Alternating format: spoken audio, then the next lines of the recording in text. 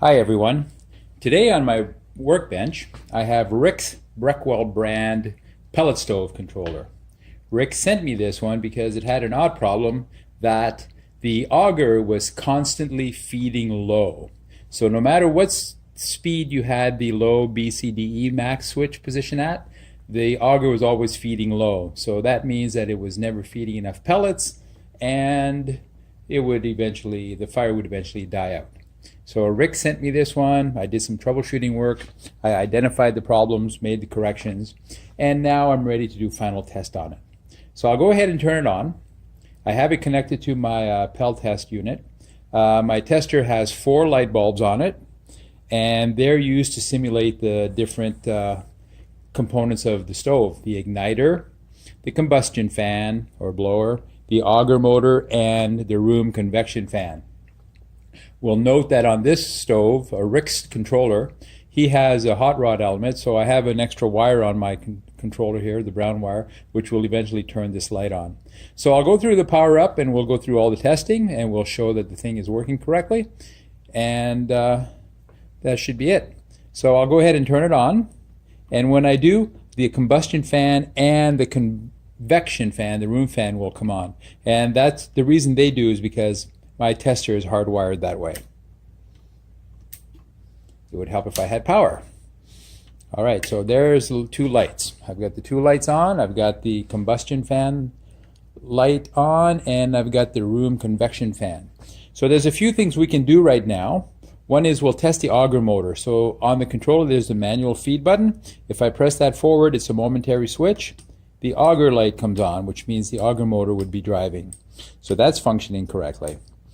The other thing relate to the convection fan. One is I can press the high speed button.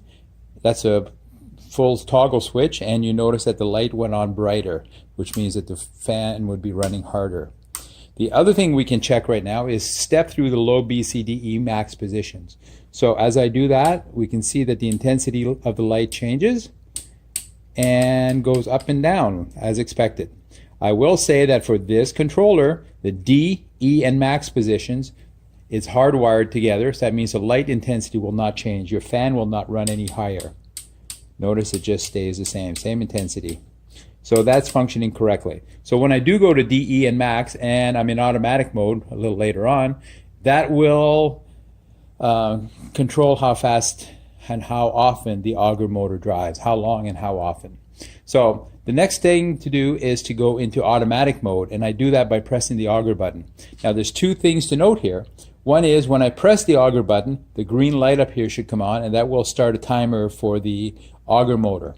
The other thing that will happen when I release the button, the hot rod element will come on, the igniter. So let's go ahead and do that. I press and we see the green light come on, and I release and we see the light for the hot rod element came on.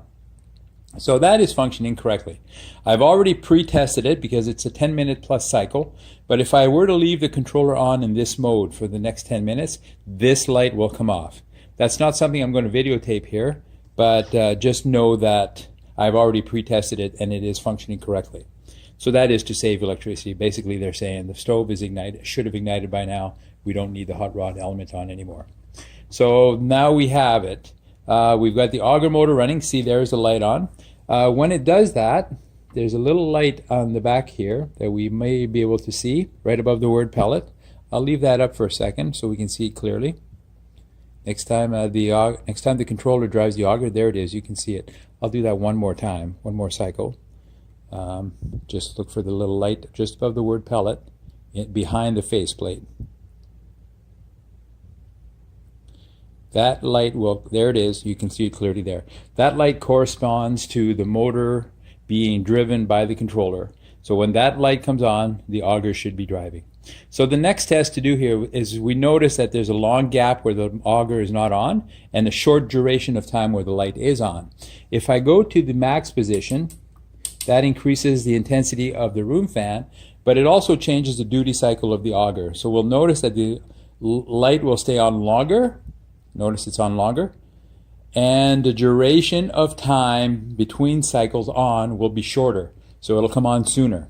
That means you're going to be driving more pellets more often. You're going to be driving More pellets, longer period of time, more often. So there we notice the light is on much longer. I'm going to go back to the low position just so we can compare.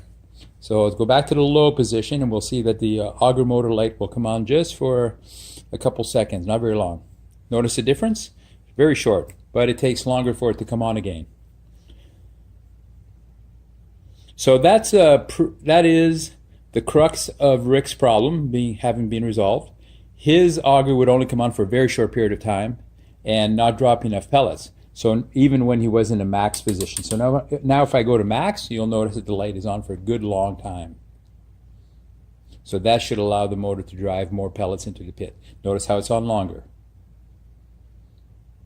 So that's perfect. So Rick, there it is. Your controller has passed all of my final tests. It's functioning correctly. It's not intermittent or anything, which I like to see. I check for that as well. Your switches have good action. Your little push button switch works fine, and your rotary switch feels good. So I'm ready to return this to you. Once you get it, if you have any questions, be sure to contact me, and I'll try to guide you through the reinstallation and troubleshooting any problems you may have. Thanks for sending it to me. I appreciate it very much.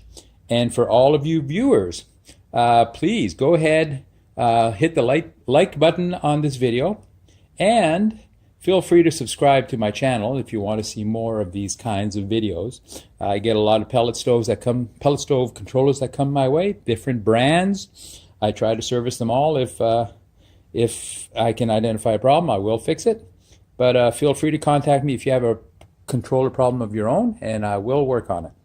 So thank you, everyone. Have a good night.